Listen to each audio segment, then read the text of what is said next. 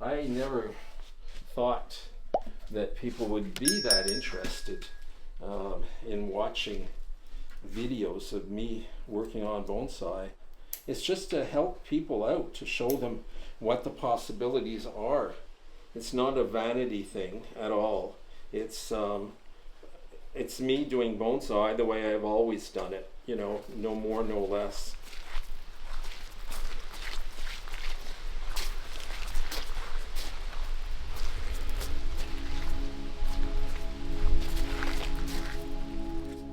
This is the true essence of bonsai work, to remove the ego of the artist entirely. The goal is to make it appear as though human hands had never touched it, and instead that nature itself, through wind, time, and patience, had shaped it ever so gently. The artistry is in letting the tree speak for itself with the soft persistence of natural forces. Hey bonsai friends, autumn has rolled along. It's now October 2nd. The nights are getting quite cold. In a couple of weeks we'll be getting our first frosts and maybe possibly snow. Today I'll be working on a Shimpaku juniper that I found in a local nursery. And it's a very unusual piece of material. It has multiple trunks. Now multiple trunks are not always easy to work with, because you have to find harmony in these trunks. What I want to do is find the trunks that are all flowing in the same direction and eliminate 2 or 3 that are going in the wrong direction, according to me. Afterwards, what I'm going to do is place the trunks and arrange the branches so that they're all also flowing to the left. We will tilt it a little bit more even, and our big problem here is that all of these 5 trunks on this side are leaning to the left, and here we have 2 trunks that are leaning to the right. They're not appropriate for the design I'm doing today. In windswept style, all the trunks should be flowing in the same direction. So the first thing we're going to do is cut off these 2 trunks. Now, it doesn't pain me to cut them off because obviously in bonsai, you can't keep it all. You have to reduce, pare down the tree to its basic elements. And also this trunk somehow got split in the local nursery. So here it's not very pretty. So I'm going to get a saw. I'm going to cut off these 2 branches. And in this case, I don't want to leave gins. I'd like to show you the appeal of a windswept style. It's very, as I said earlier, dynamic. There's a lot of tension to it. We can feel the strength of the wind blowing the trunks to one side and all the branches.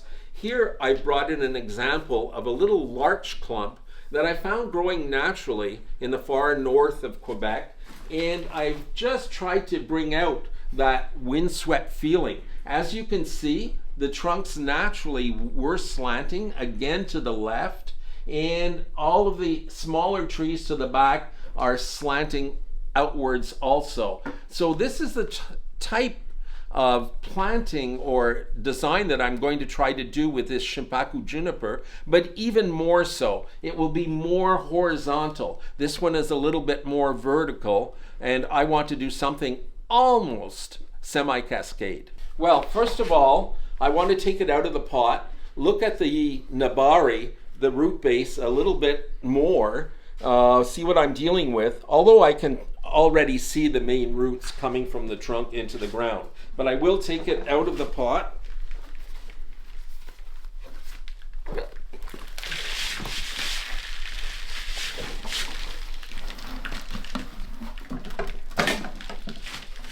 As we can see, there's some really nice roots. We've got a good root flare. This side is a little less interesting. The roots are good. This one here is rotten. I'll have to remove it.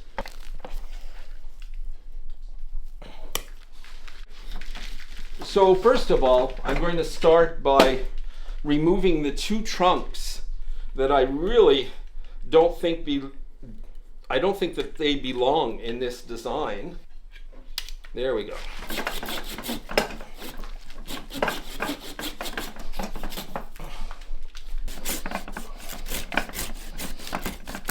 Now we'll be removing or shortening some branches. This here trunk in the foreground is going to be my main trunk.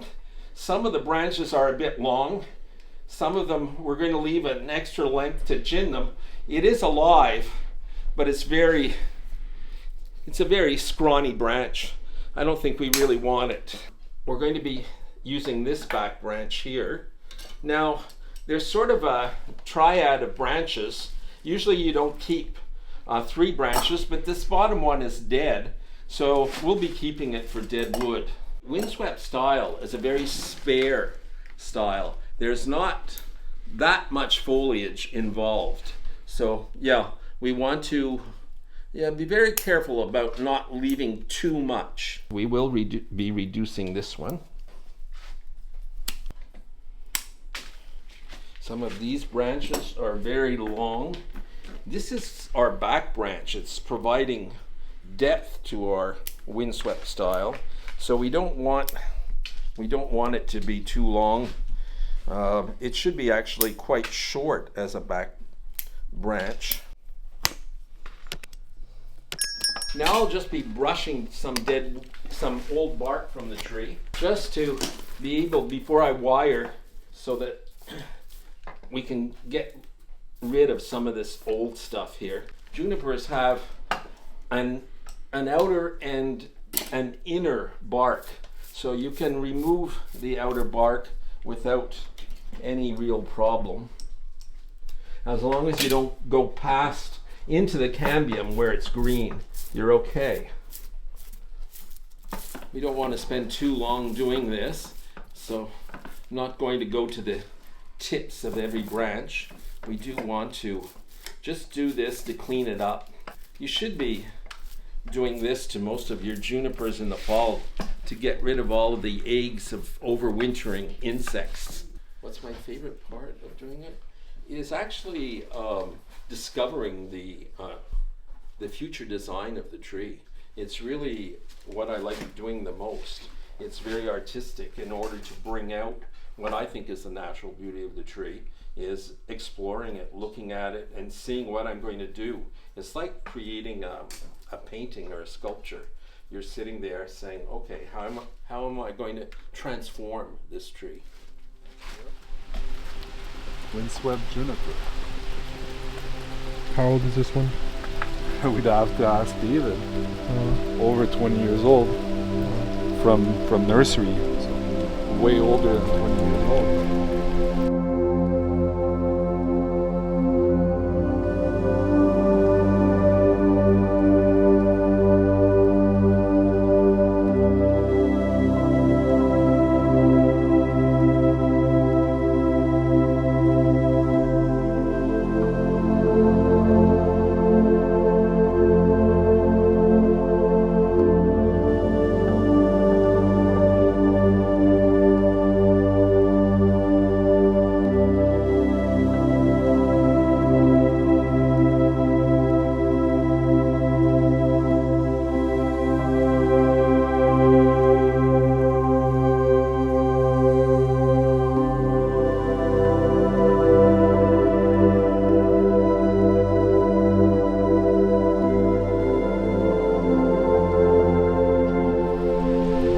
San Jose juniper.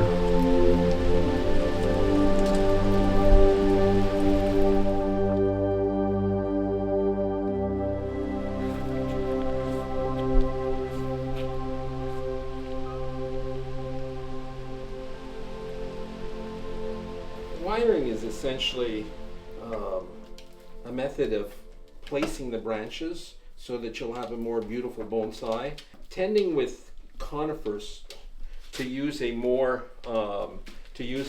a stronger wire. So what we're using today is actually copper wire. It has to be annealed because it's a very strong wire. It does more work. It holds the tree better. Because it does so much more bending conifers, you should really try to use copper on your conifers. We tend to use copper on resinous trees because we can bend them more. Deciduous trees are hardwoods, and they really don't bend very much. So there we have a tendency to use a just an aluminum wire. That way we're just moving actually smaller trunks or branches. I don't know if I've used a thick enough wire. I guess I have. So I'll just be doubling it for just a little bit here. As I mentioned earlier, we are trying to use copper wire. Copper wire has to be annealed because otherwise it's just too it's just too stiff to use on trees. You can't bend it well enough. The coils of the wire have to be the angle of them. They have to be coiled around the trunk and branches, and they should be about a 60-degree angle, not too close together. If you bend, if your wire is too close, it acts like a spring. It actually stops the branch from bending. So it's really important that it not to be too close, neither too far away. And try to keep every coil exactly equidistant. You always have to leave room for your wires, so sometimes we remove smaller branches that will be caught under the wire, and we don't like to trap branches under the wire because then it's not very pretty, and also it just chokes them off and they'll die. It's not very attractive to see brown branches. So, okay. It's not just one trunk, it's several trunks. It's like wiring 5 trees, not just one, but 5. I've done so many bonsai during my lifetime that you get bored with all the classical styles, the standard styles, like the formal uprights and the informal uprights. So when you get a chance to really work with unusual styles that are very dynamic, and also these unusual styles leave a lot of room for the artist to express himself, much more than the more formal styles. The formal styles have very definite criteria for creating them, and if you don't follow them somewhat rigorously or religiously, you can be severely criticized. Whereas with this very informal windswept style, there isn't actually very many rules, because it's what nature would do to a tree under certain circumstances. So it's much more liberating, I would say, to work with a style like this, especially for the bonsai artist, to be able to express themselves with a more informal, unclassical style. When you're bending, you always have to bend where there's a strand of wire in the back, so it won't break. It'll hold the branch in place. So you put your 2 thumbs underneath, your 2 index fingers on the 2 outer edges, and then press inside, and the branch will bend right here, and this wire will hold it. If you try to bend between 2 wires, then the branch will snap. So be very careful how you bend your wires. In the end, I took a long and unruly Shimpaku juniper that I found wandering its own path in a nursery, and slowly guided it towards a more natural windswept shape, as if it had stood exposed to the elements for centuries.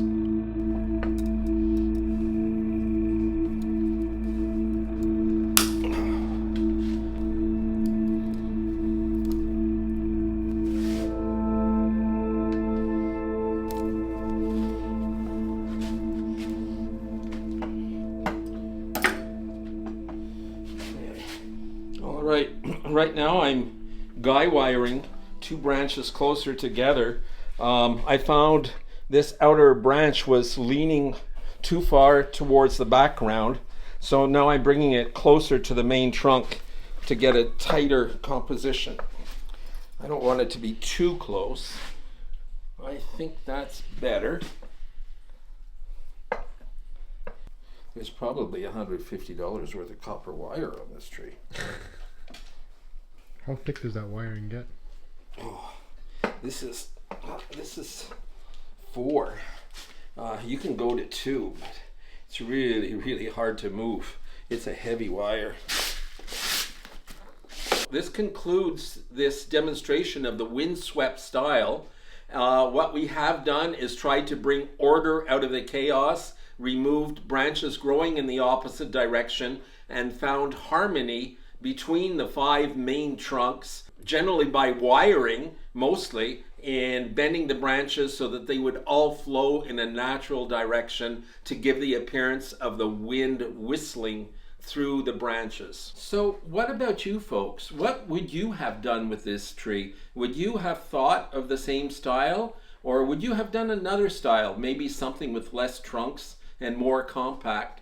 So please send me the comments. I want to see what you would have done with this piece of material. So thank you so much for watching this demonstration.